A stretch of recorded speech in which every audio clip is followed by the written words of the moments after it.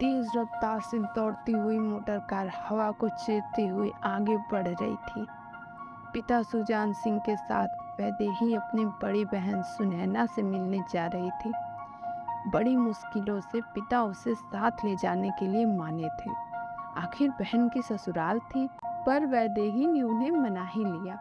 बहन से मिलने की खुशी और जंगल का हरा भरा रास्ता, वैदेही अपने ही विचारों में खोई थी। अचानक जोर के धमाके की आवाज हुई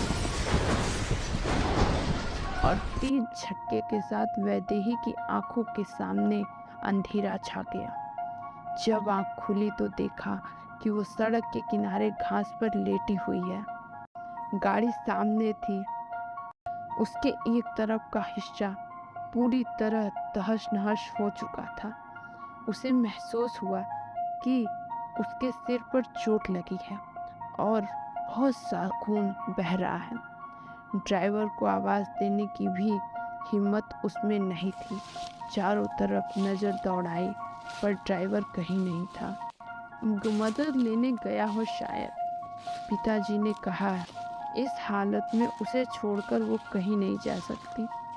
तभी उसकी नज़र पिताजी पर पड़ी, जो तहस नहस गाड़ी के पास खड़े उसे देख रहे थे। वैदेही को तसल्ली हुई कि वो ठीक है, पर जरा सी खरोंच लगने पर पूरी हवेली सिर पर उठा लेने वाले पिताजी आज चुपचाप क्यों खड़े हैं। वैदेही ने देखा, पिताजी उसे देखकर मुस्कुरा रहे हैं।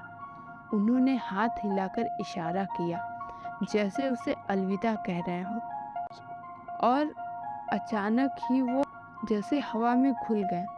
वैदेही के मुंह से एक दर्दनाक चीख निकली और फिर उसकी आंखों के आगे अंधेरा छा गया। एक घुटी हुई सी चीख वैदेही के गले से निकली और उसकी आंख खुल गई। कमरे में बहुत अंधेरा था। हल्की चांदनी पर्दों से छनकर आ रही थी। ठंड बहुत थी। कमरे की आग बुझ चुकी थी।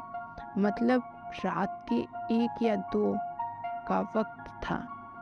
यही सपना 2 साल से वैदेही देखती आ रही थी। जब 16 साल की वैदेही ने हादसे में अपने पिता को खो दिया, उसे पता था कि अब उसे नींद नहीं आएगी। उसने उठकर शॉल ओढ़ लिया और दबे कदमों से लाइब्रेरी की तरफ चल दी। दरवाज़ा खोलते ही उसने देखा, लाइब्रेरी में एक लैंप जल रहा है।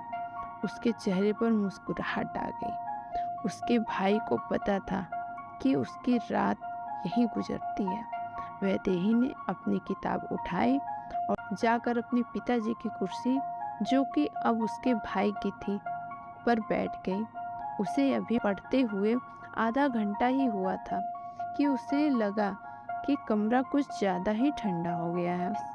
किसी के आसपास होने का जाना पहचाना सा एहसास होने पर उसने धीरे से अपनी आंखें चारों तरफ घुमाई।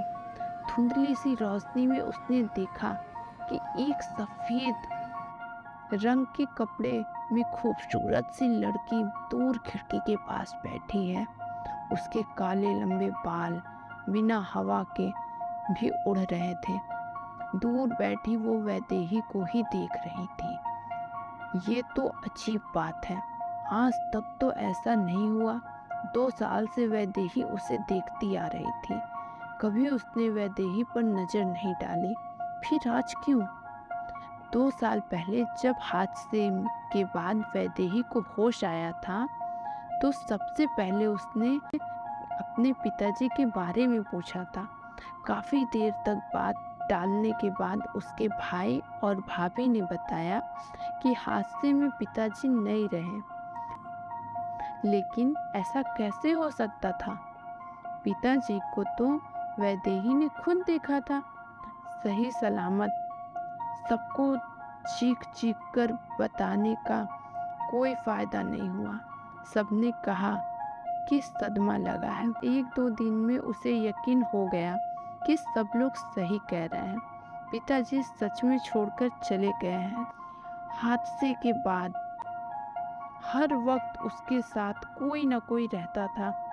भाई भाभी या कोई आया, सब उसे बातों में व्यस्त रखते। एक रात उसकी आँख खुली तो कमरे में माला उसके आया नहीं थी। वैदेही दोबारा सोने की कोशिश कर रही थी कि उसने देखा कि एक लंबे बालों वाली औरत दीवार से होती हुई उसके कमरे में आई। अजीब से कपड़े थे उसके, ऐसा लगा जैसे वो उड़ रही थी। वैदेही के पलंग के पास होते हुए सामने दीवार में समा गई, जैसे वो कोई दरवाजा हो। वैदेही की चीख निकल गई। दौड़कर भाई मानसिंह और भाभी उसके कमरे में आए। उसके बताने पर सब उसे आंखें फाड़े देख रहे थे। फिर भी उसकी तसल्ली के लिए पूरी हवेली की तलाशी ली गई, पर कोई औरत नहीं मिली। कुछ दिनों के बाद हवेली के नौकरों में भी एक खुजाहट शुरू हो गई कि छोटी मालकिन को दिमागी चोट लगी है, उसे अजीब चीजें दिखती हैं, सब उसे अलग तरह से देखते। काफी दिनों के बाद उसे समझ आया कि अचानक ही दीवार से आने और कहीं भी आकर और गायब हो जाने वाले आए नहीं थे और सिर्फ उसे ही नजर आते थे। उसे पता था कि सामने बैठा हुआ साया उसके पिताजी की बहन है, जो 20 साल पहले बीमारी से चल बसी थी। कोई भी साया उस पर ध्यान नहीं देता था। ये पहली बार थी कि किसी साये ने वैदेही को देखा।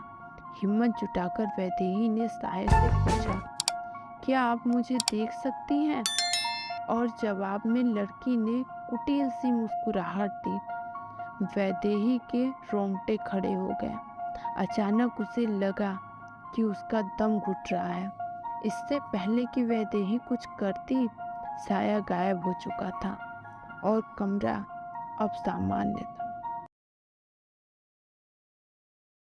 क्या एक्सीडेंट के बाद वैदेही का दिमागी हालत खराब हो चुका था, या फिर 20 वर्ष पहले जो उसकी बहन बीमारी में चल बसी थी, उसका साया कौन है जो वैदेही को दिन रात परेशान किए जा रहा है, जिसकी वजह से उसे सब पागल समझने लगे हैं?